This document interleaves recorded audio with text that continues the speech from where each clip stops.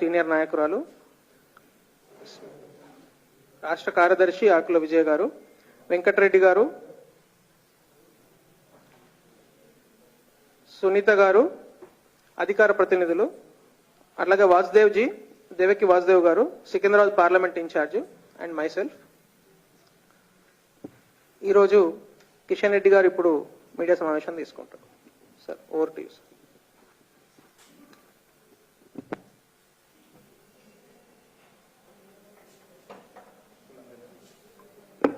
మిత్రులందరికీ నమస్కారం.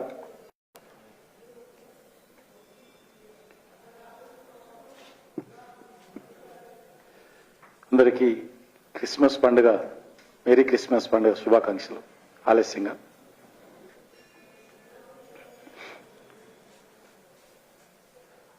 వచ్చేటువంటి పార్లమెంట్ ఎన్నికలను దృష్టిలో పెట్టుకొని Bharatiya Janata Party state level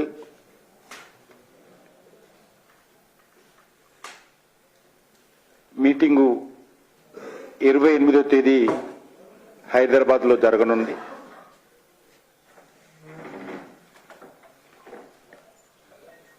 ఇటీవల జరిగినటువంటి శాసనసభ ఎన్నికల్లో మేము అనుకున్న ఫలితాలు రానప్పటికీ కూడా మా ఓటింగ్ పర్సెంటేజ్ కానీ మా సీట్ల సంఖ్య కానీ అత్యంత అద్భుతంగా మెరుగైంది. 100% ఓటింగ్ పర్సెంటేజ్ పెరిగినటువంటి పార్టీ ఒక భారతీయ జనతా పార్టీ ఎన్నికల్లో. ఆ రకంగా వచ్చేటువంటి పార్లమెంట్ ఎన్నికల్లో కూడా పూర్తి స్థాయిలో సంస్థ కావాల్సినటువంటి అవసరం ఉందన్నటువంటి భావనతో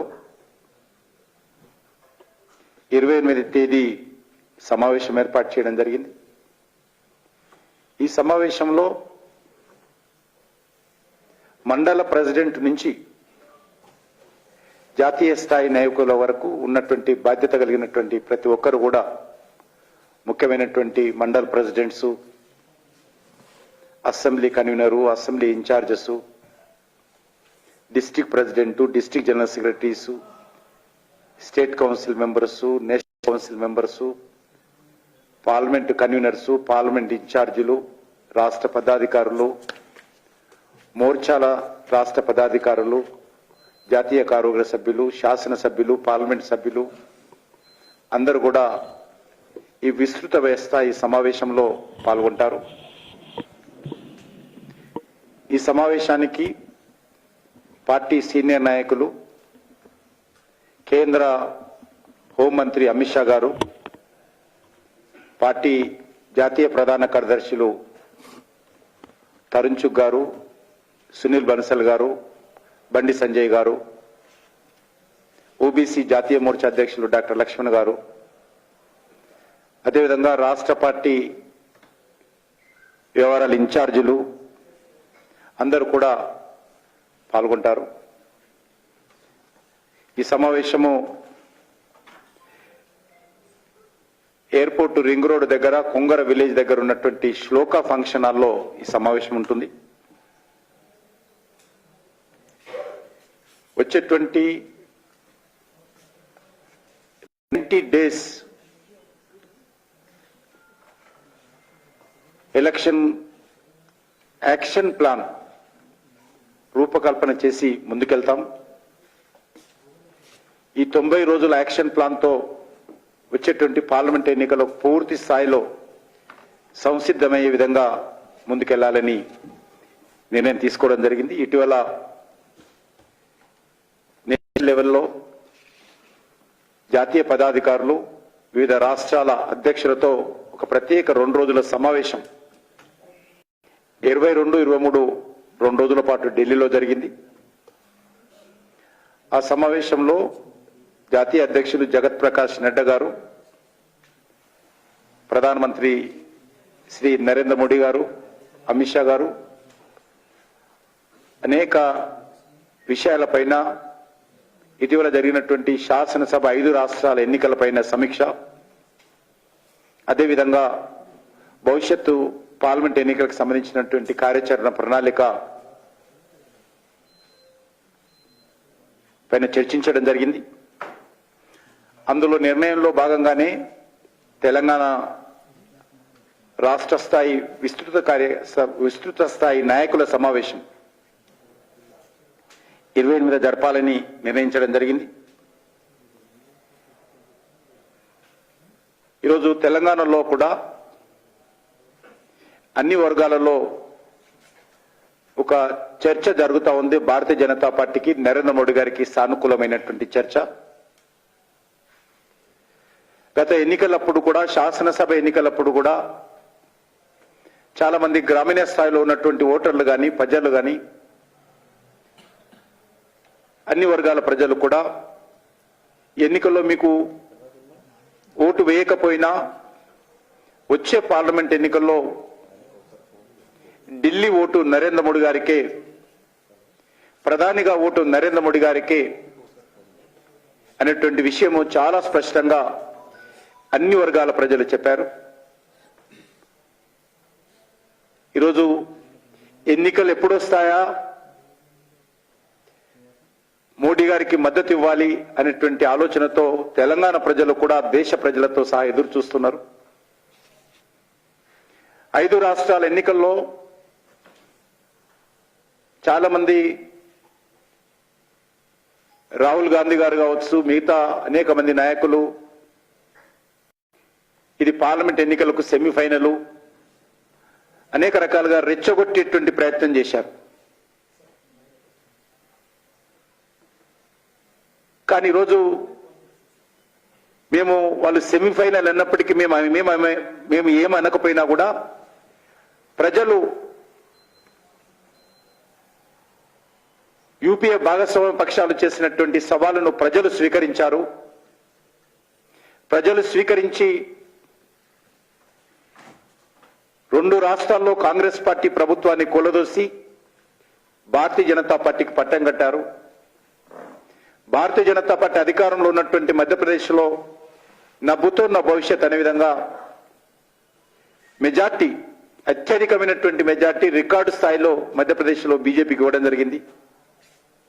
ఆ రకంగా పార్లమెంటు సెమీఫైనల్ అన్నటువంటి కాంగ్రెస్ వారి మిత్రపక్షాలు చేసిన సవాలును ప్రజలు స్వీకరించి ఈరోజు తమ స్పందన వ్యక్తం చేయడం జరిగింది. పార్లమెంట్ ఎన్నికలతో ముడిపెట్టకపోతే అది వేరే రకంగా ఉండేనేమో, కానీ ఈరోజు ఎన్నికల్లో ముడిపెట్టతోటి ప్రజలు ఈ దేశానికి మోడీ గారే కావాలి, ప్రధానిగా ఆయననే ఉండాలి, వారి నేతృత్వంలోనే దేశం ముందుకెళ్తుంది, మోడీ గారి నేతృత్వంలోనే దేశం అభివృద్ధి చెందుతుంది, అవినీతి రహితమైనటువంటి పరిపాలన, కుటుంబ సభ్యుల జోక్యం లేనటువంటి పరిపాలన, ఒక ప్రజా పరిపాలన దేశంలో రాబోతుందనే విషయాన్ని ఈ సందర్భంగా మనవి చేస్తా ఉన్నాను. ఖచ్చితంగా నరేంద్ర మోడీ గారు అద్భుతమైనటువంటి మెజార్టీతో ఎవరు ఊహించని విధంగా హ్యాట్రిక్ సాధించబోతున్నారు. తెలంగాణలో కూడా ఇప్పటికే ప్రజలు నిర్ణయించుకున్నారు. తెలంగాణలో కూడా డబుల్ డిజిట్ తో మెజార్టీ స్థానాలు భారతీయ జనతా పార్టీ కైవసం చేసుకుంటుంది. మీకు ప్రజలకు అందరికీ తెలుసు, 2018లో జరిగినటువంటి పార్లమెంట్ ఎన్నికల్లో, శాసనసభ ఎన్నికల్లో భారతీయ జనతా పార్టీకి 6.8% ఓటు రావడం జరిగింది. ఒకే ఒక్క స్థానాన్ని మేము గెలవడం జరిగింది. కానీ అదే 3 నెలల తర్వాత, 100 రోజుల తర్వాత జరిగినటువంటి పార్లమెంట్ ఎన్నికల్లో 19% ఓట్లతో మా సొంతంగా 4 పార్లమెంట్ స్థానాలు ఆ రోజు గెలవడం జరిగింది. 2018, 2019కి ఈ రోజుకు తేడా ఉంది. ఈరోజు స్పష్టంగా ప్రతి గ్రామంలో ప్రతి ఇంట్లో దేశ ప్రధానమంత్రిగా నరేంద్ర మోడీ గారి పట్ల ఒక సానుకూలమైనటువంటి చర్చ ఉంది. నరేంద్ర మోడీ గారి పనితీరు పట్ల ప్రజలు ఒక సానుకూలమైనటువంటి స్పందన వ్యక్తం చేస్తా ఉన్నారు. ప్రస్తుత దేశ పరిస్థితిలో నరేంద్ర మోడీ గారే మళ్ళీ ప్రధానిగా ఉండాలని అన్ని వర్గాల ప్రజలు దేశంలో కోరుకుంటున్నారు. అన్ని ప్రాంతాల ప్రజలు కోరుకుంటున్నారు. కాబట్టి 2018-19 ఎన్నికలు పోల్చి చూసినట్లయితే 2019లో వచ్చినటువంటి 4 సీట్లు ఏదైతే 100 రోజుల్లో ఏదైతే తెలంగాణలో మార్పు కనిపించిందో ఈసారి అద్భుతమైనటువంటి స్పందన నరేంద్ర మోడీ గారి నాయకత్వంలో తెలంగాణ రాష్ట్రంలో కూడా వస్తుంది. ఆ యొక్క కార్యాచరణ ప్రణాళికతోటే మేము 28 నాడు నుంచి ముందుకెళ్తాం. ఇప్పటికే అన్ని జిల్లాలలో సమీక్ష సమావేశాలు నిర్వహిస్తా ఉన్నాం. ఈరోజు ఉమ్మడి రంగారెడ్డి జిల్లాకు సంబంధించినటువంటి సమీక్ష సమావేశాలు కూడా నేను స్వయంగా పాల్గొంటున్నాను. రేపు హైదరాబాద్ పార్లమెంట్కి సంబంధించినటువంటి సమావేశాలు రేపు నేను పాల్గొంటాను. ఈ రకంగా తెలంగాణలో ఉన్నటువంటి అన్ని శాసనసభ నియోజకవర్గాల్లో శాసనసభ స్థాయిలో సమావేశాలు పూర్తి చేసుకున్నాం. వచ్చేటువంటి పార్లమెంట్ ఎన్నికలకు పూర్తిగా పార్టీ యంత్రాన్ని సిద్ధం చేసేటువంటి ప్రయత్నం చేస్తా ఉన్నాం. ఆ దిశలోనే ఈరోజు పార్టీకి సంబంధించినటువంటి పోలింగ్ బూత్ స్థాయి నుంచి సమావేశాలు మళ్ళీ నిర్వహించడం కోసం మండల కమిటీలను మరింతగా పటిష్టం చేసుకోవడం కోసం ఒక కార్యాచరణ ప్రణాళికతో జనవరి అంతా కూడా సంస్థాగతంగా పార్టీని పటిష్టం చేసేటువంటి కార్యక్రమం చేపడతాం. అనేక మంది కొత్త యువత ఈరోజు తెలంగాణలో ఉన్నటువంటి మారిన రాజకీయ పరిస్థితుల నేపథ్యంలో భారతీయ జనతా పార్టీ వైపు చూస్తా ఉన్నారు. ఆ యువతనంతా కూడా బీజేపీ హక్కున చేర్చుకొని వారందరినీ కూడా వచ్చేటువంటి పార్లమెంట్ ఎన్నికల్లో మోడీ గారి ప్రభుత్వం మూడోసారి మళ్ళీ అధికారంలో రావడం కోసం అన్ని రకాల సహాయ సహకారాలు ఆ యొక్క యువత ద్వారా భారతీయ జనతా పార్టీ సేవలు తీసుకుంటుంది. ఆ దిశలోనే ముందుకెళ్తామని సందర్భంగా మనవి చేస్తున్నాను. ఈరోజు మీకు అందరికీ తెలుసు, డిసెంబర్ 26వ తేదీ ఈరోజు దేశవ్యాప్తంగా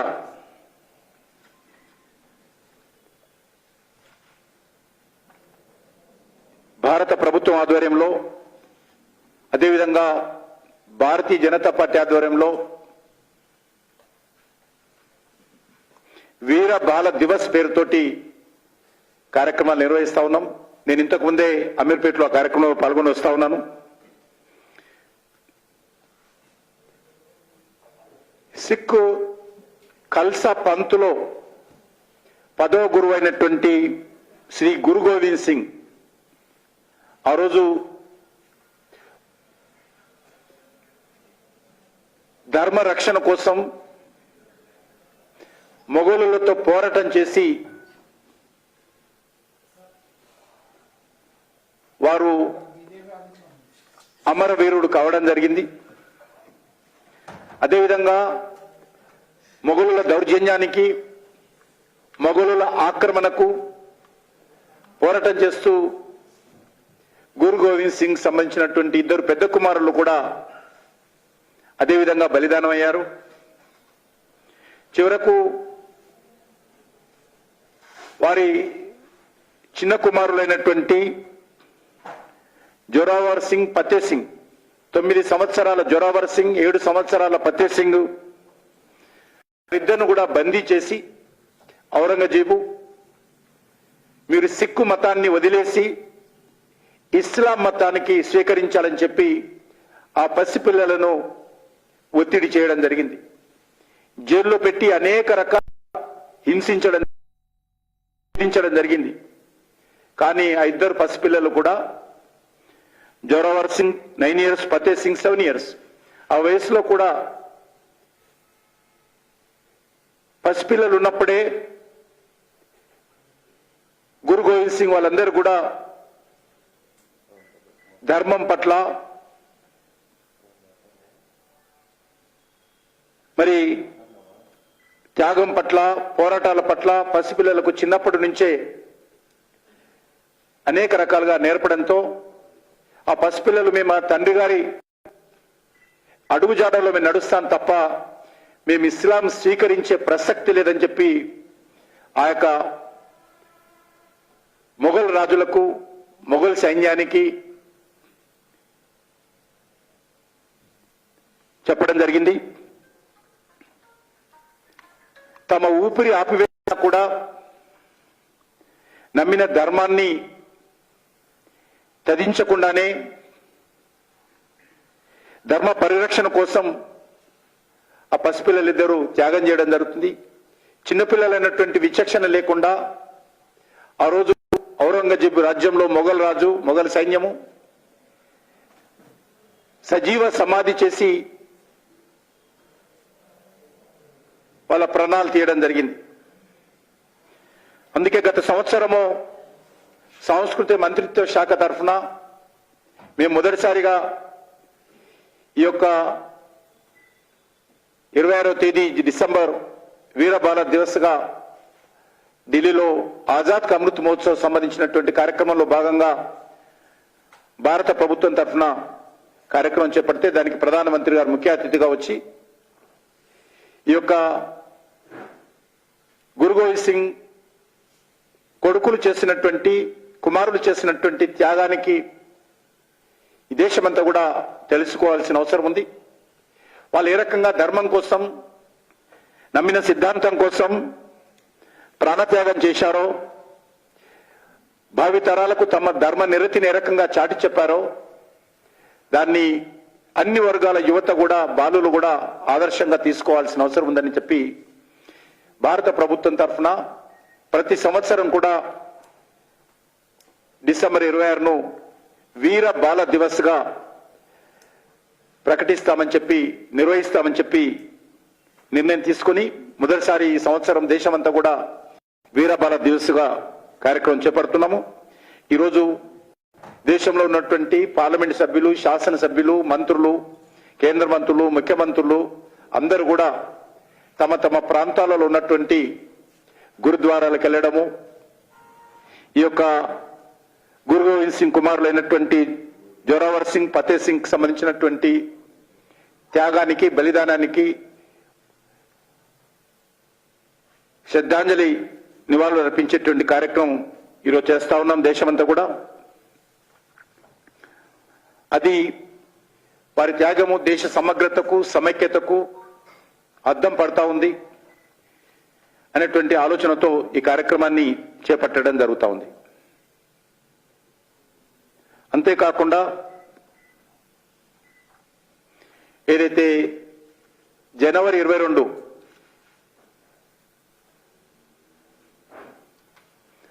అయోధ్యలో రామ మందిర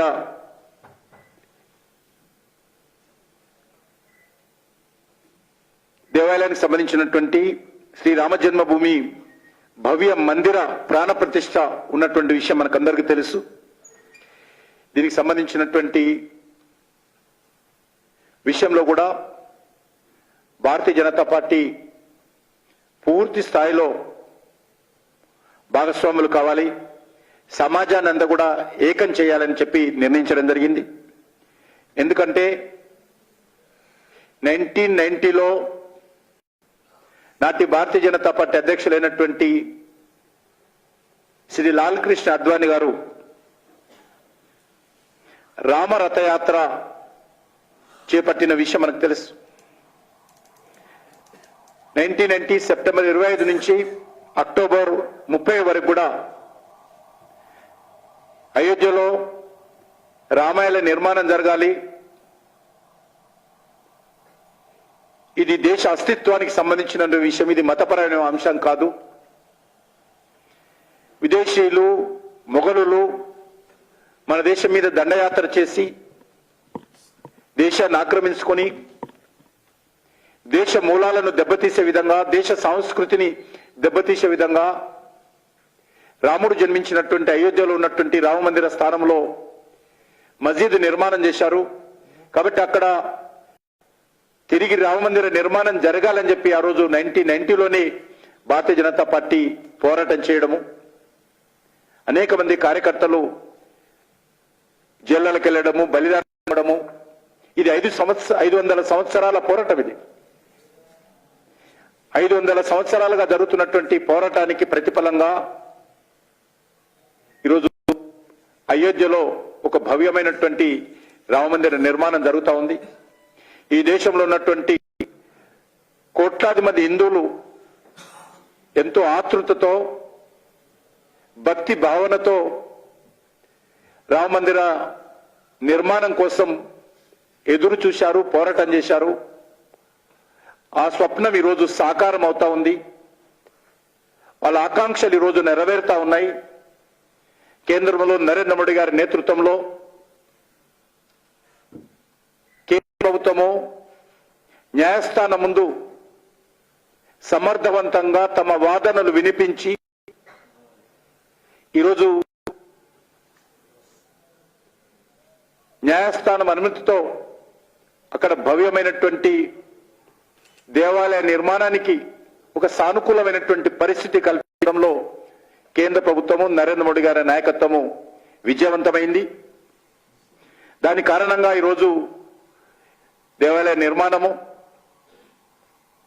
భూమి పూజ స్వయంగా ప్రధానమంత్రి గారు పాల్గొన్నారు.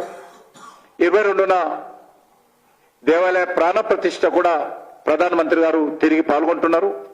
ఆ సందర్భంగా దేశవ్యాప్తంగా ప్రతి గ్రామంలో, ప్రతి హిందూ ఇంట్లో, ఈ దేశంలో ఉన్నటువంటి ప్రతి హిందూ ఇంట్లో కూడా ఈరోజు అయోధ్యలో రామ జన్మభూమి భవ్య మందిర ప్రాణ ప్రతిష్ఠ కార్యక్రమానికి సంబంధించినటువంటి కార్యక్రమంలో ఏదో విధంగా తమ ఇళ్లలో నుంచే భాగస్వాములు కావాలని చెప్పి ఈరోజు అనేక సంస్థలు పిలుపునిచ్చినాయి. దానికి భారతీయ జనతా పార్టీ కూడా పూర్తి మద్దతు ఇస్తుందని ఈ సందర్భంగా మనవిస్తున్నాం. శ్రీ రామ జన్మస్థానానికి సంబంధించినటువంటి ట్రస్ట్ ఏదైతుందో ఆ ట్రస్ట్ అనేక రకాల కార్యక్రమాలు చేపట్టింది. అందులో ప్రతి భారతీయ జనతా పార్టీ కార్యకర్త కూడా అన్ని రకాల సహాయ సహకారాలు అందించాలి.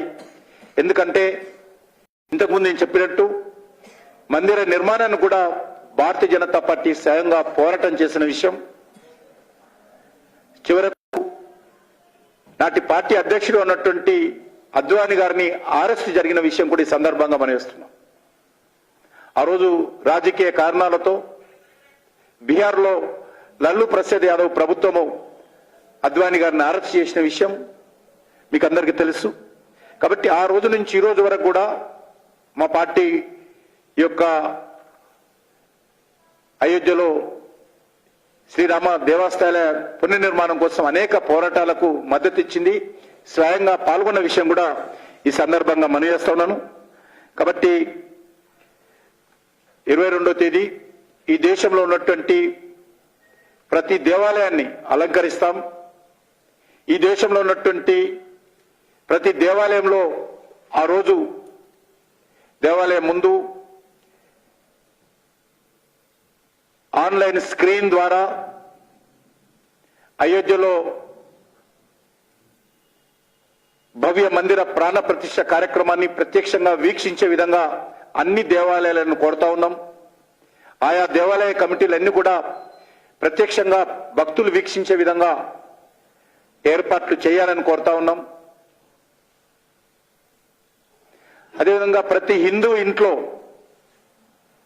ఆ రోజు సాయంకాలము ఉదయం కూడా ఇంటి అంతా కూడా అలంకరించుకొని ఇంటి ముందు ముగ్గులు వేసుకొని సాయంకాలం ప్రతి ఇంట్లో 5 దీపాలు వెలిగించి శ్రీరాముని యొక్క కృపకు ప్రాప్తులు కావాల్సిందిగా, తమ ఇల్లు కూడా ఒక ప్రకాశంగా అలంకరించుకోవాల్సిందిగా, ఆ రకంగా ఆ రోజు అయోధ్య ఏ రకంగానైతే లక్షలాది దీపాలతో కలకలలాడుతుందో,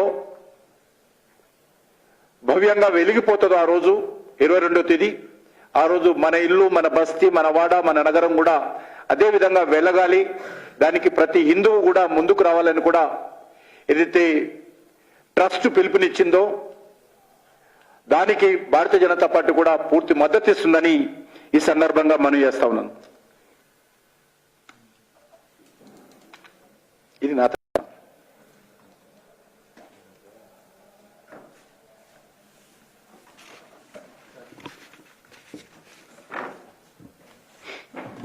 కాబట్టి మీరు అందరూ కూడా ఆ రోజు చేయండి. అందరూ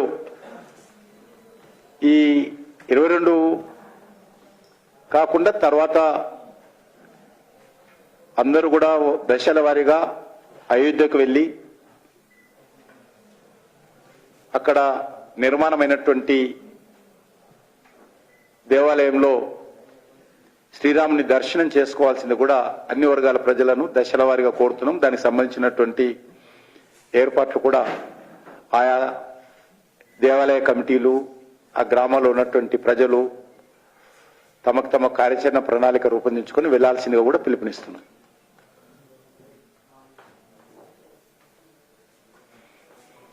చలో, ధన్యవాదాలు.